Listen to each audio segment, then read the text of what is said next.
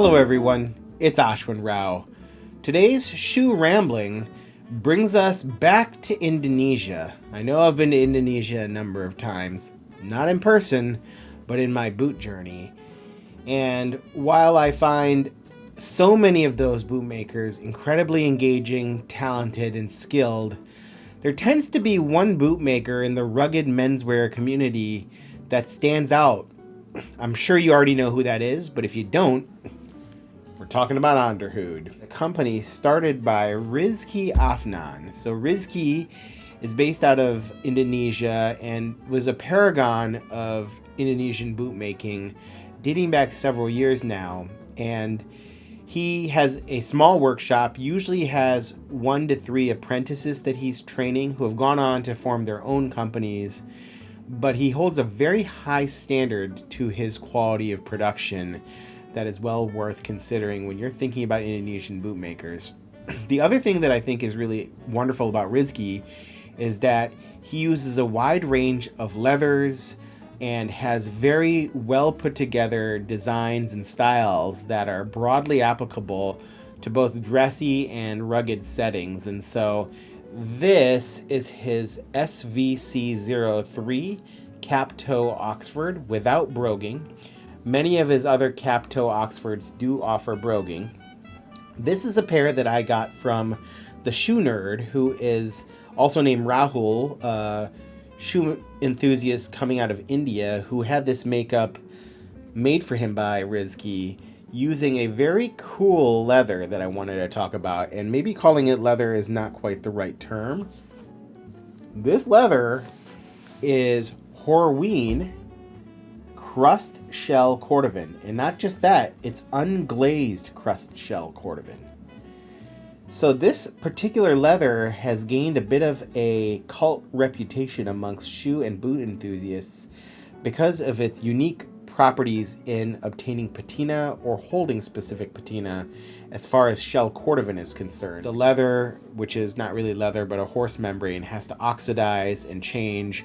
A lot of people fade their shell cordovans, particularly color 8, to get different color variations. So if you pick up vintage shell cordovan on the market through eBay and others, you're going to find some really unique patina that come from age. But crust shell cordovan has not been typically released very often by Horween, and even more so, the unglazed crust shell is even more rare. And the idea is that the lack of glazing and the fact that this is a crushed shell, meaning that it has no color applied, this is actually the natural hide and just a product of the tanning process without the dyeing, this is destined to really give you a robust and unique patina.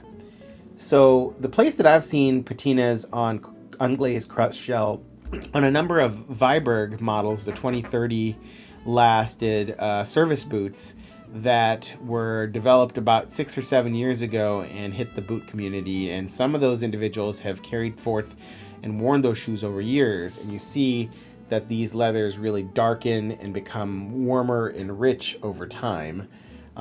As I put this video out, I actually took a number of photos of this boot in various natural light settings to give you a sense for what the boot looks like to start with. But this is basically the definition of a patina monster, coupled with the incredible build quality that Onderhoud and Rizky are known for. So let's kind of pull in a little bit closer so you can see some of his work. So as you can see here, beautiful stitching done on the uppers. You can see how clean this detailing is on the seams here as well as along the eyelets. You can see his beautiful cap toe detailing. He almost lays the stitches down with a slight diagonal, which he's become known for in both his welts and his outsole stitching, and obviously in his upper. And it's some of the best and cleanest work that's coming out of Indonesia today. And that's saying a lot because there's a number of amazing boot makers like Midas, Tahura, Monroe, Renav Goods Co. But Rizky has probably gained the most fame for how quality his work is. So this is a 270 degree Velchuan construction. It's a double row stitch and designed to have a little bit more waterproofing And again, you can see how clean this stitch detail really is, with that slightly diagonally laid stitch pattern. I would say that overall this is some of the cleanest work I've seen, and it just reflects the meticulous nature that Rizky has to his bootmaking strategy. And so he applied a Dr. sole. I believe this is a 1220 super grip sole, and you can see that this has a standard block heel, not the Cuban heel, a natural edge welt that kind of complements the same color that the natural shell, crust shell comes through. You can see antiqued brass eyelets as well as a little bit of a contrast stitch here. As we go through this video, you will see how this shoe looks like both in this artificially lit setting in my office, but also hoping to show you how beautiful this leather is in natural light. And to put a Dr. sole on this shoe really will allow this shoe to live for a long time without having to be resoled, because these are quite rugged rubber soles that are good for city wear. I wouldn't necessarily take this out into rugged nature because there's not a ton of traction on slippery surfaces, but certainly for urban wear, for dress wear, for typical day wear, this is going to be a perfect sole to use. You can see this boot has 7 eyelets across the top here, which are antique brass eyelets. The toe here that you can see as I pull in is a unbrogued cap toe, meaning that there's no punched out brogue holes along the center part right here. So some people like broguing. The lack of broguing can make this actually a little bit more formal in terms of the spectrum of boot wear. Onderhoud is a brand that I think well deserves your attention, let alone this unique leather here, the unglazed crust shell cordovan coming out of the Hornween tannery. So I'm very curious how this will evolve over time.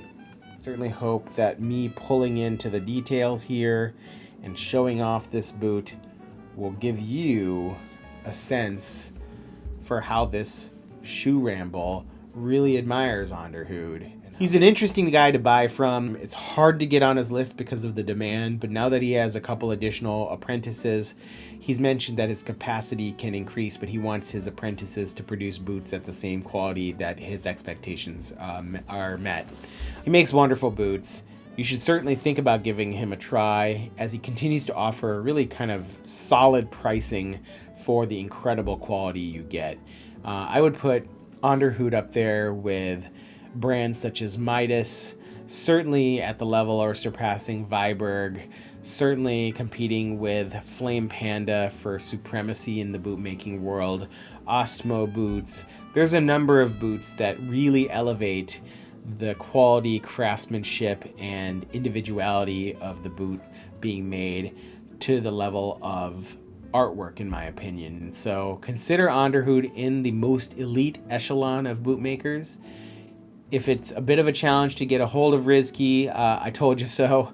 I myself have had a difficult time from time to time because he has been so busy and he struggles with that.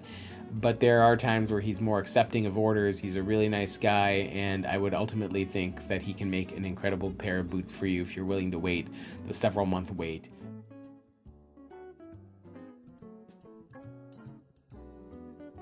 Onderhoud SVC-03 service boot, Hornween unglazed crust shell cordovan for your perusal.